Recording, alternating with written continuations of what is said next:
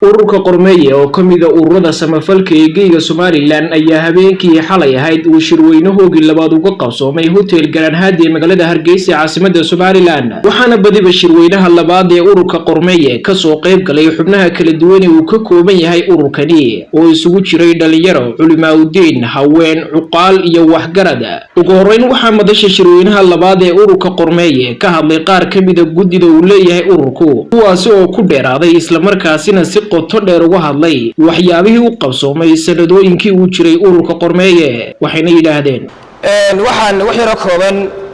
ka tilmaami lahaa qodobka uu tilmaamay walaalkeen Khalid Maxamed Muuse oo ku saabsan ururka Qormeeye halka uu marayo marka la eego dhaqaalihiisa iyo qaranka laga soo gala iyo qaabka uu baxo waxa kale oo si xiro kooban ka tilmaami lahaa wax qabadkayno qabanay wax kamida oo ah intuu markaas muhiimsan oo ardayda ah ururka Qormeeye kale maraaxil buu soo maray rasmi ah wuxuu aasaasmay sanadkii 2019 imikana waxaynu maraynaa 2021 marka waxa la oran karaa 2 sano oo ayaa u jira waana kulankii ama shirweynihii labaad xubnaha ururka ee dhaqaalaha laga qaadaa waa xubno ku dhow 200 oo si rasmi ah markaas u bixiya waxa laga yaabaa su'aal isweydiiso taado inta badan 150 iyo 160 baad soo dhigtaane 200 sheegaysan wuxuu yahay marka waxa dhacdo xubnaha qaar markaas inay iskaadaan oo qof markaas bil u bixiyo inta kale markaas waxooga ayar dhacday in markaa uu ku timaado marka adigu sida rasmiga ah ilaa 200 xubnood wax ku dhow markaas qaadan bixiyo muddada yar kooban oo jiray inuu qadarka iyo qaadna uu aad u kooban yahay oo $5 iyo $10 yahay waxayna soo galay dhaqaalaha halka lagu qoran oo ah 22,000 iyo dheeraad wali warqaday ku qoran tahay qof walina waa akhri kara kharashaadka baxay iyana waa inoo qoran yihiin waa 4,000 iyo siyaado waxa xaasil loo yahay markaas waa lacag ilaa $17,000 ah marka ariga noocaas wuxuu tilmaamayaa tii culays badan markaas ay inaan isa saarin waxaynu bixinaa markaas wax kooban yahay haddana shayga marka la isku geeyo la isku dardaro inuu wax weyn markaas uu noqonayo marka walaalaha run ahaantii qaaraanka bixiya aad baa ugu mahadnaqaynaa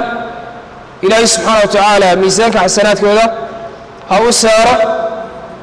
meesha ay meel ka fiican inaynu gaadnana ujeedadana iyo hadafkeenu waayahay waxa uu nabigu sallallahu alayhi wa sallam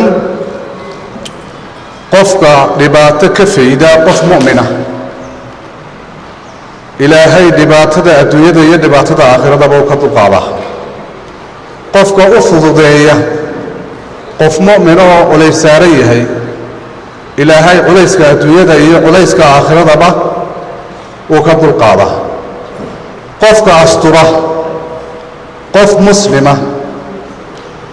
waxa weeye ilaahay subxaanahu wa ta'aala waxa uu asturaa adduunyada iyo aakhirada qofka noocaas wuxuu ku soo gabagaboonayaa markaasi xadiiskaasi wallahu fi auni al-abd ma kana al-abd fi auni akhi ilaahay subxaanahu wa ta'aala waxa uu gargaarayaa adoonka intuu adoonku u gargaarayo adoonka kale ee walaalkiya waxaynu ka qaadanaynaa qaab nololeedka ama qaabka bulshada muslimkiihi ay u wada noolaanayso waa in midna oo kale la isku itixaamay yahay oo waa yani maaragtay dadku nin walba wuxuu ninka kala dheer yahay ilaahay baa siiyay subxaanahu wa ta'aala marka waxa alla ku siiyay inaad ku anfacdo ummadda ayaa loo baahan yahay khayru nnaasi anfacuhum linnaasi buu nabigu yidhi sala allahu alay wasalam qofka ugu wanaagsan waxa weeye yacni maaragtay ka ugu anfac iyo yacni maaragtay waxtar badan ummadda mar kale wuxuu leeyahy nebigu sala allahu calayh wasalam jannada geli maysaan ilaa aad iimaan yeelataan iimaanna yeelan maysaan ilaa iyo aad isjeclaataan waxaad isku jeclaanaysaan ugu horreeya waxa weeyaan buu nebigu yidhi sala allahu calayh wasalam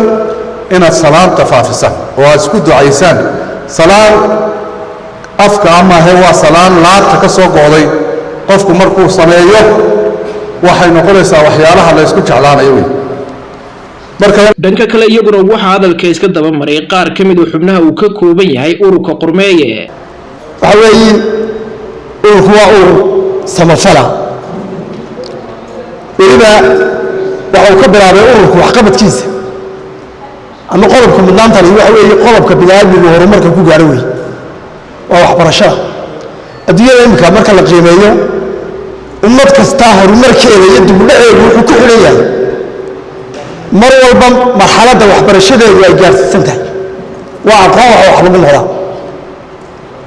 marka waxa weeye ururku si wanaagsan buu u samaysmay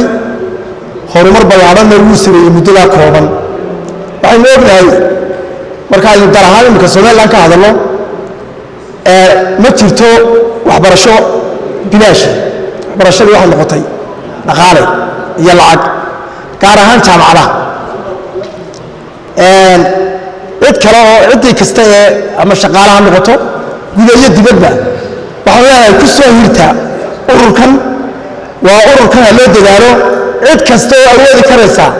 waxa weeye ha bixiso oo ay u diyaargarowdo inay dhaqaalaha ka qayb qaadato ugu dambeyntii isaguna waxaa halkaasi ka hadlay jiif caaqil cabdi aw cumar kaasi oo talooyin u soo jeediyey ururka Qormeeye mustaqbalka reerka ama ka soo qayb galay dhammaan waxaan ku salaamayaa rag iyo dumarba salaamta islaamka leh waxa la yidhi wax walba waxay leeyihiin waddo ururkaasi wuxuu samaystay xeer aad iyo aad baan go'aanadan ay soo jeediyeen ay codka geliyeen ee wax ka beddelkaa ama ansixintaa aad iyo aad baan ugu mahadnaqayaa waxaysay tahay haddii laga baxo xeerka haddii laga baxo ururku xeer buu samaystay xeerka waxna waa lagu dari karaa waxna waa laga beddeli karaa oo dee maaha waxyi kuma soo degin